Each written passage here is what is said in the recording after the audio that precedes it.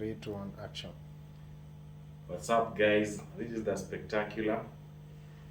Welcome back to the Hip Hop Cafe podcast. This is part 2 of the relationships. Yeah, we are doing relationships earlier on, and we had looked at a few issues, and we called that part 1. So this is our part 2, right, DJ? This is our part 2, and those who watched part 1, thank you for watching part 1. We've seen your comments, we've seen your suggestions, and all that, and we'd like to say thank you, guys.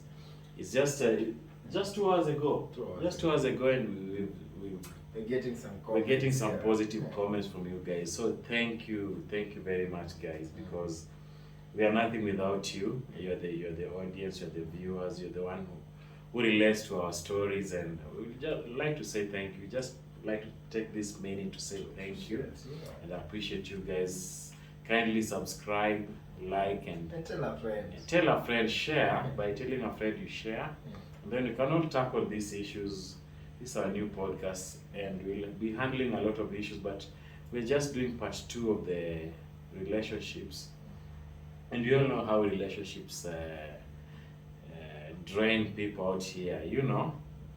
You've been every one of us. I think if you're 18 and over, if you're 18 and over, you must have experienced some nasty relationship, romantic relationship with someone, and we just want to hear or talk about personal experiences, real up close and personal experiences that maybe I've encountered, and maybe the DJ has encountered, maybe you, the audience, has encountered or has gone through in your life or in your previous life, and we like to just dig it kidogo too, deeper, so that we know this thing from a deeper side. Okay, let me tell you. A relationship is a tricky thing. Relationships are tricky, especially in 2020. I want to say 2024 is 2025. It's a very modern world. It's a very post-industrial world. Everything is technology. Everything is my dress, my choice. I have this free will. I know my rights and all that. So with all these rights and the information explosion, it comes with its effects. Like right now, communication is entirely through the phone. For you to go, everything is digitalized. Even love has been digitalized. Romantic relationship has been digitalized. Everything is digital. You can send your girlfriend an emoji showing love, kisses, mwah, mwah, mwah, and all that, right? So everything is just digital, and we have to know how to handle love digitally.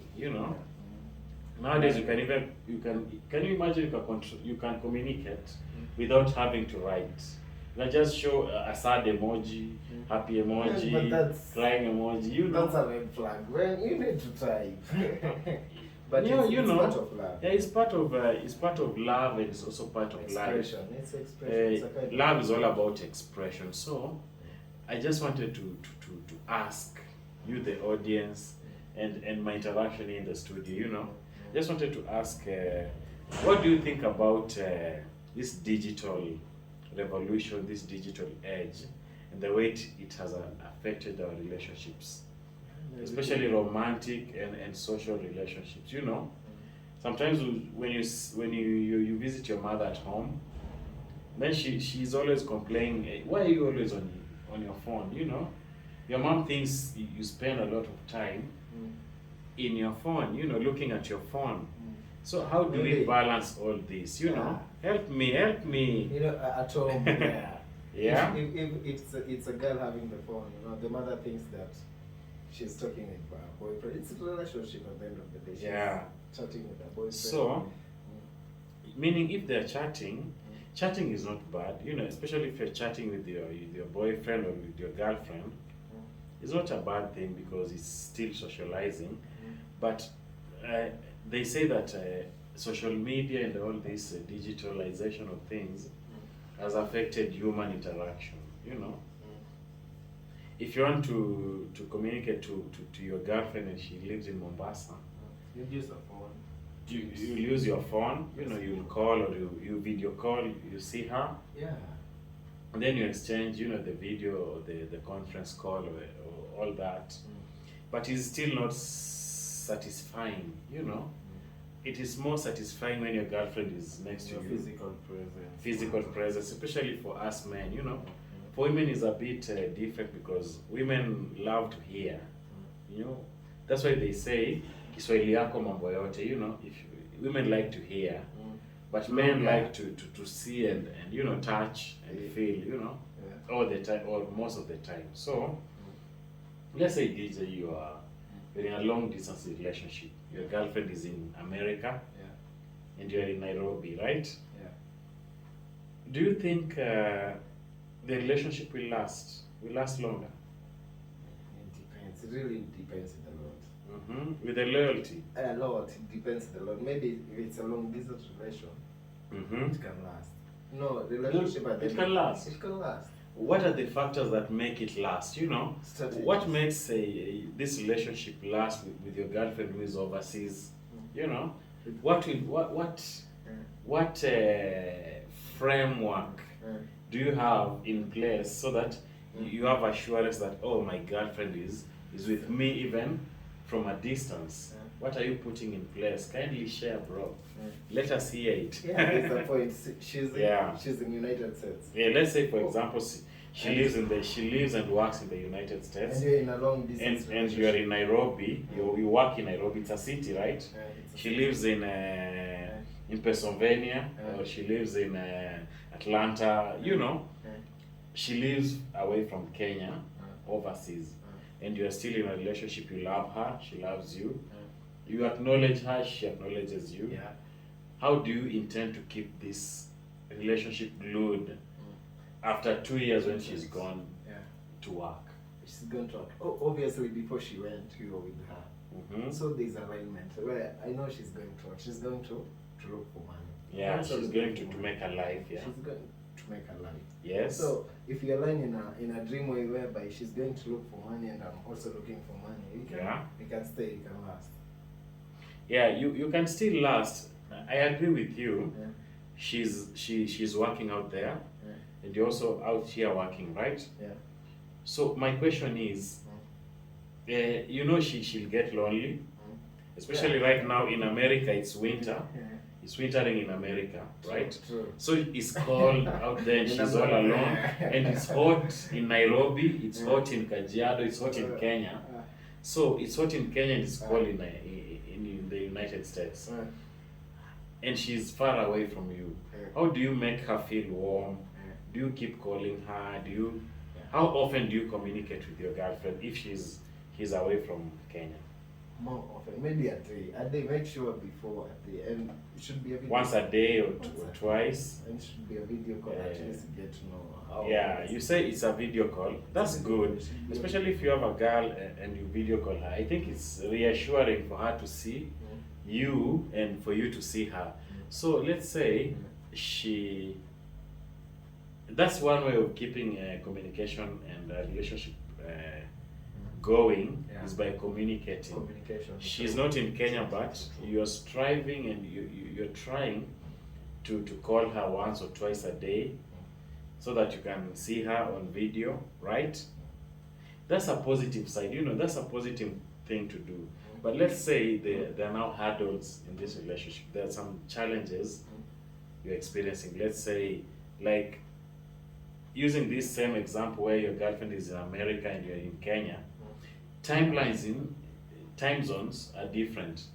Right now in America, it's 8 o'clock 30. It's the sun is up. I know. Yeah, they're 8 hours behind. So by the time you go to sleep in Kenya, she's going to work. Maybe it's, you know, there's a difference in time, 8 hour difference in time. How do you manage that? Will you be willing to commit into that, or will you just sleep and say, oh, you know? How do you handle that? You know, there are so many dynamics. And we're only talking about a long distance relationship. Even when she's in Kisii and you're in Nairobi. It's still a yeah, even she's in Bungoma, she's in Mombasa. As long as you can't meet her every day, it's a distance. It's a long distance. Yeah. Even if she lives in Machakos and you live in Nairobi, it's still a long distance relationship, as long as you don't live with your girlfriend. But that's the best way of a relationship. Long distance is the best way. It's the best way. How? Maybe even the distance. The distance. How do you handle nyege? Yeah. See, I call her, come over. Instead of calling her to come over, why don't you make her? Why don't you bring her closer to you? You make her closer. Yeah, you bring her closer so that every day. Yeah, so that you can experience her, not just see her, experience her. You know, unless maybe she's an essential worker. She's working. Yeah, maybe let's say this is an example. Let's say my girlfriend is working in but Eldoret. Still live together. Yeah, my girlfriend works in Eldoret as a nurse in Moi teaching, for example, and I live in Nairobi, right? That means we can't be seeing each other unless she's flying every day, you know, which is hectic. So if we can't see each other every day, how do you reassure her that she's still the one? How do you do that, bro? Because for me, I wish we had another guest here who is a female, so she can give her perspective. But next tuta invite them. Tunafaa to invite them akayafapia to the perspective ya women. But leo just want to tackle a general subject here, you know. So mimi nataka kujua, how do you assure, because hizi watu wengi relationship hazikai. Hiyo ndio kitu tumesema hata kwa part 1, right? Relationship hazikai. But why? Mbona zilast longer?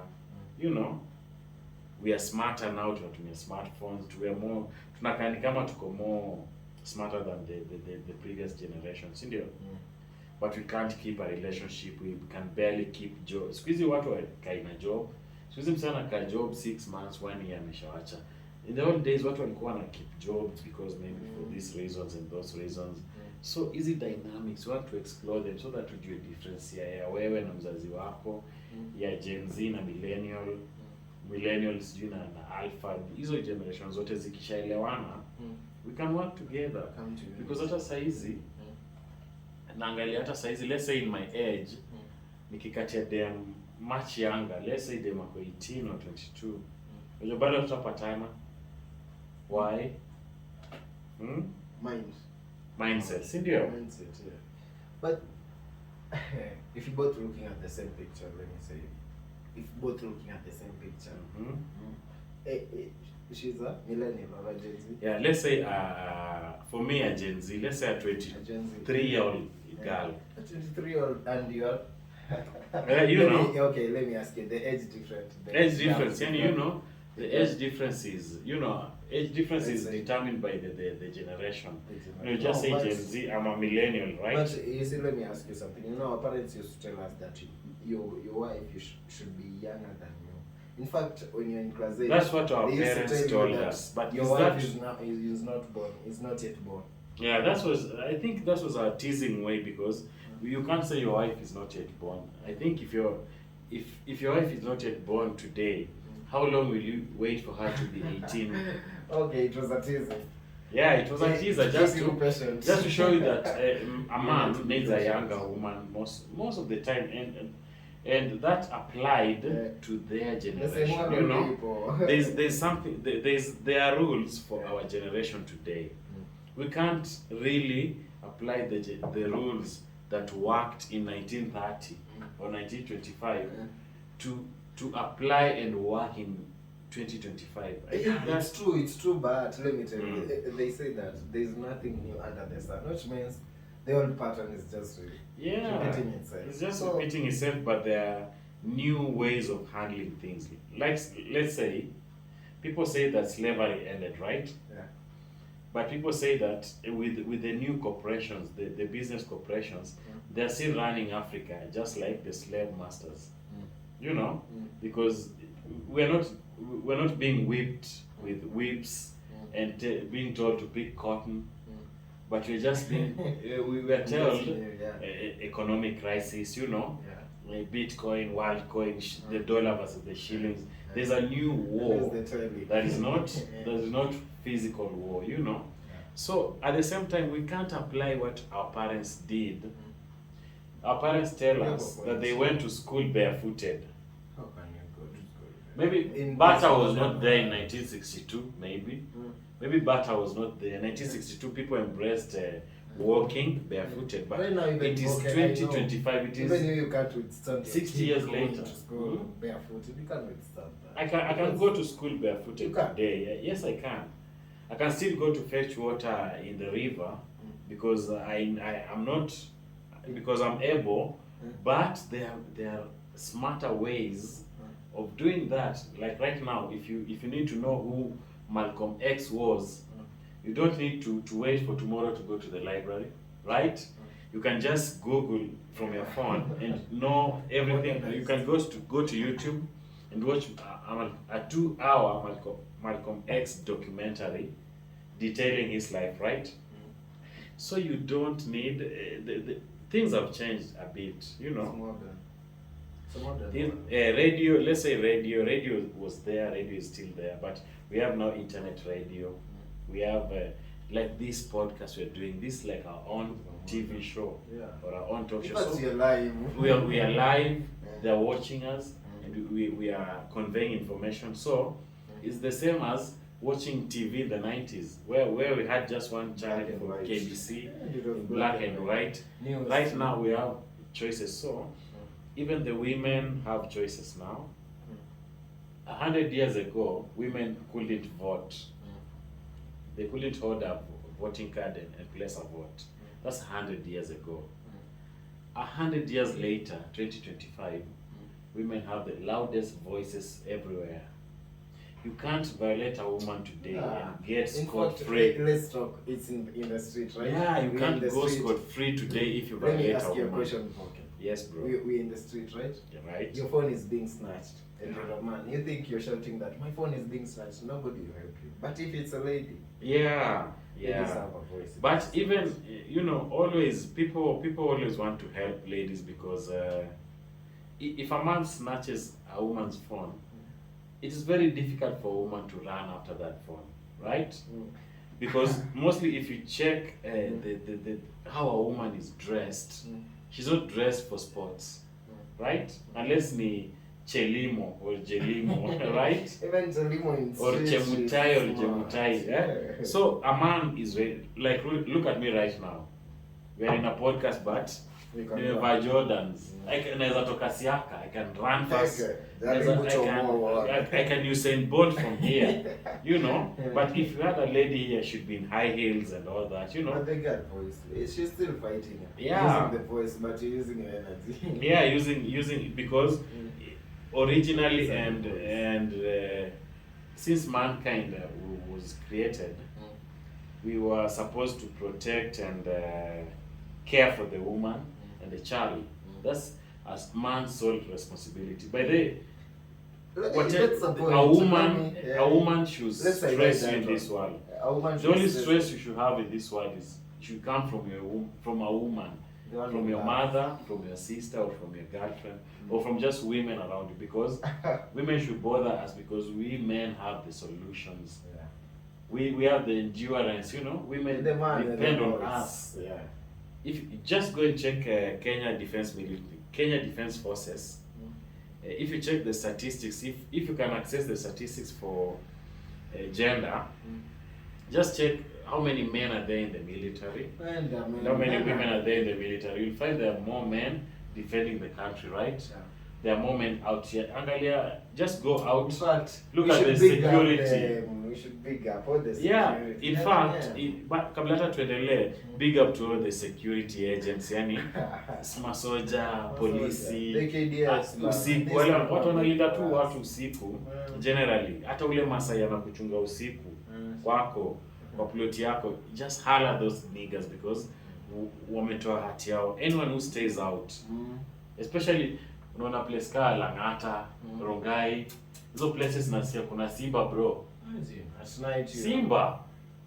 Just imagine Simba usiku, si mwizi wa simu, Simba, and there's someone protecting you, protect mali yako usiku, put mwili yake out there na that's why protect you. Yeah, always tip your soldier, tip your watchman. Because wanakuchunga poa. Lakini sasa turudi kwa relationship. Sisi ndio watchman wa wanawake. You should take care of them. But then unajua hata in African setup, in an African setup, if you have an older sister, let's say you are the second born and your sister is the first born, you are still considered the eldest. Because you have to protect your sister, even if she's older than you, because you are the man. You know, that's the African way of doing it. But that's the African way is that, you know, a lady, she'll get married, she'll go to the man. But a man, yeah, even if you're the last born, out of 5 ladies, the boy is the last born. Yeah, you just remain the man. So men should take up their role. Men should really take up their role and stop complaining, start acting, be accountable, being accountable, be reasonable. You know. What does it mean? Okay, let me ask you something. What does it mean to be a man? To be a man. To be a man. Gentleman, you know. To be a man and to be a gentleman is two different things. Are two different things. Being a man is the basic. Is being basic. Is being basic male. Be a man ni kama, if you go to take a pee, you'll unzip and then you take a pee, right? That's being a man. Being a man is you know, defending your family's honor, your girl's honor. You know, if you're walking at night with your girlfriend and then some people come to attack you, you should be the one to put your girlfriend behind and then oya rada yenu ni gani? That's being a man, you know. Also productive. Being a gentleman is being respectful. Being a gentleman is minding other people, you know. Being a gentleman means that you are aware of yourself. You should, firstly, as a man, you should be aware of yourself so that you can know how to handle other men and other women and other people of society. So being a gentleman is always, you know, uko kwa matatu, right? Mama ameingia na mimba, she's pregnant, exactly. A pregnant woman boards the bus. You are seated there. As a gentleman, you know you're a man, you have a lot of strength. You're a man. As a gentleman, just tell her, hey, excuse me lady, do you mind? Can you have the seat, you know? Have the seat na wewe usimame, unless akwambia ataki or anything. But always be the gentleman. Being a gentleman also is helping kids cross the road. Correcting. Yeah, when kids are school kids, they want to cross the road. You can help them. Hey, yo, whoa, wait, hey, kids, let them pass. That's being a gentleman. Being a gentleman is being nice, talking respectfully, knowing when to talk, not just talking. Know when to talk. Know when to open your mouth. They say you have 2 years and then you have 2 years. So being a man and being a gentleman really helps you in getting fine women. Fine women, fine ass. If you're not a gentleman, you will get women. You still get women, but if you're a gentleman, you will access fine women. You know? Said something about fine women. What do you mean fine women? Fine women. By fine women, I mean women who've gone to school. So women who know the. Okay. By fine women, I mean ladies. You know, ladies and gentlemen. So I mean the ladies. The woman who knows how to carry herself around. She knows how to carry herself around. She understands her position, her status. That's a lady. She knows her boundaries. And she also knows that I don't have to prove myself